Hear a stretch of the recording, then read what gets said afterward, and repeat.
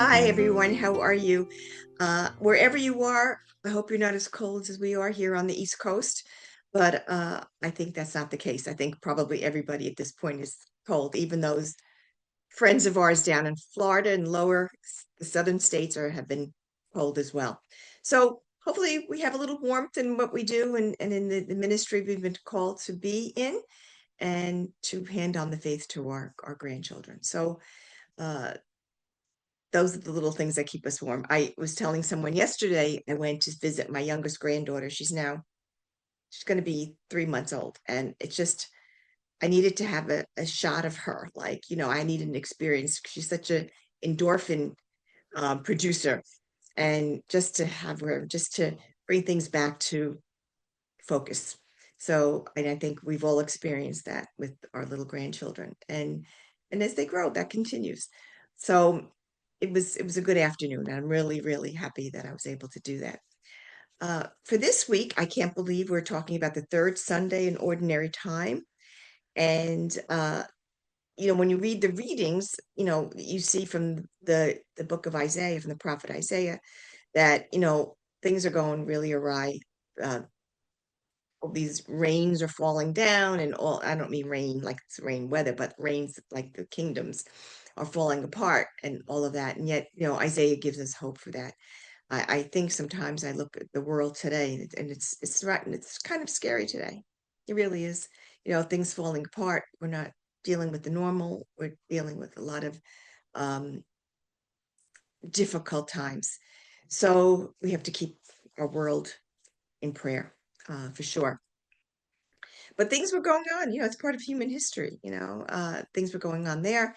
And then we get to the Corinthians, and then we have St. Paul, giving us, I should say, a view of what the early church was like. This is aside from the Acts of the Apostles. He's writing letters to the Corinthians saying, you know, you've kind of lost your way, and you proclaim Jesus, but look, you're just in your behavior and things that you're doing that can't be. That can't be. We need to be Christ-centered in all that we do and give Christ the credit for all that we do. So he kind of tries to get everybody straightened up on that. And I think it's always good for us to take a check and see where we are. How Christocentric are we in things that we do? And that applies to everything.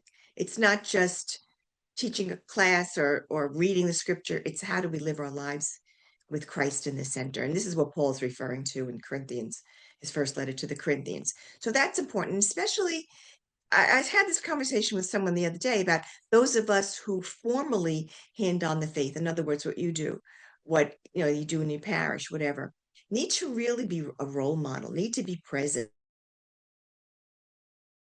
need to live it, because that's important. We always need to be able to live it and act upon it. St. James tells us that our we need to have action, not just prayer, which is certainly important, and not just worship or study scripture, which that's where we get all of this from, but that we have to act on it. And kids know, our children know, they know when we're real, they know when we're not. I'm not worried about any of you, really not. But it's something to keep in mind that sometimes in their worlds, they may be invaded by people that they thought were just wonderful and turned out maybe not be so wonderful. So we have to always be on the lookout for that. You, in that kind of a case, would serve as certainly as a place of safety and a place of love, basically, because that's what we do. Okay. Um, so then we come back to our gospel, and here we hear about John the Baptist again. Now, this is a couple of weeks, and I mean, when this happens, I tend to think someone's trying to tell us something. Maybe we should look at John the Baptist a little more closely and the relationship that John the Baptist had with Jesus. We don't know much about their relationship between the time of the visitation when John left in the womb of his mother Elizabeth, when Mary arrived. We don't know until now. Jesus lives his whole life, pretty much 30 years worth, and here comes John the Baptist. We don't know if they played as children. We don't know. I mean, I don't know.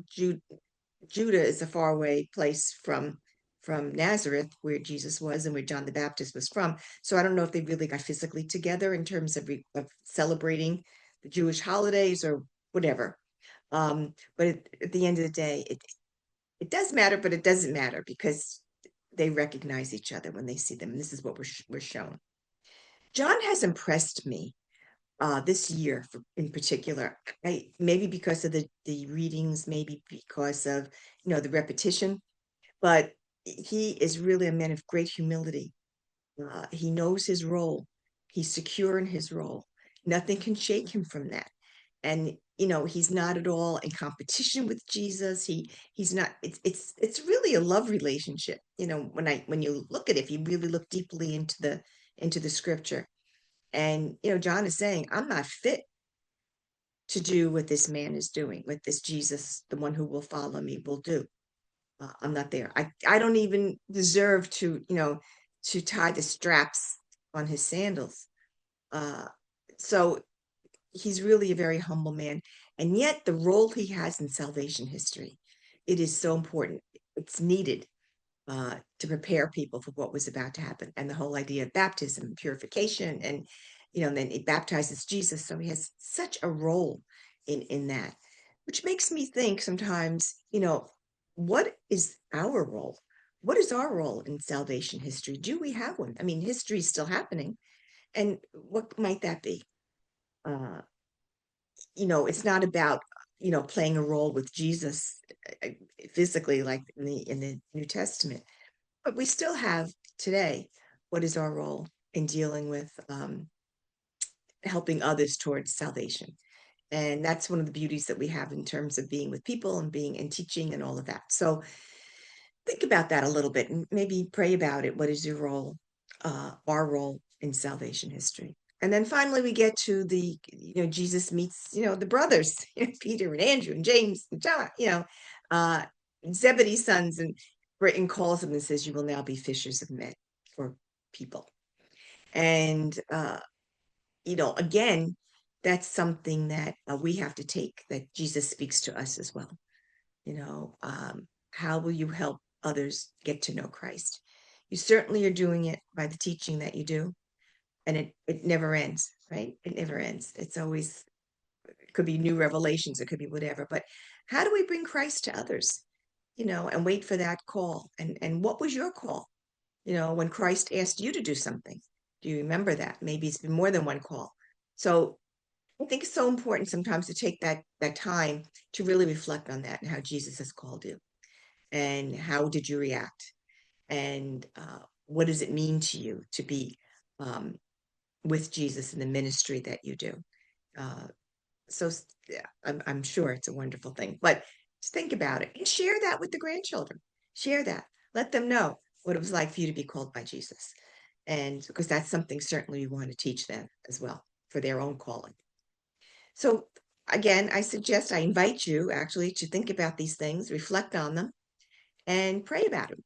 Put them in prayer and picture yourself in that boat, or picture yourself, walking along the Jordan with John the Baptist.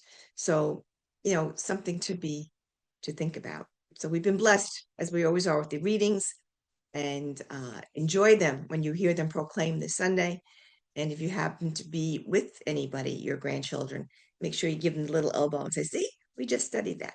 And here comes alive. Have a good week. I will see you next week. And God bless you, and God bless the work that you do in not only in salvation history, but bringing others to Christ. Take care.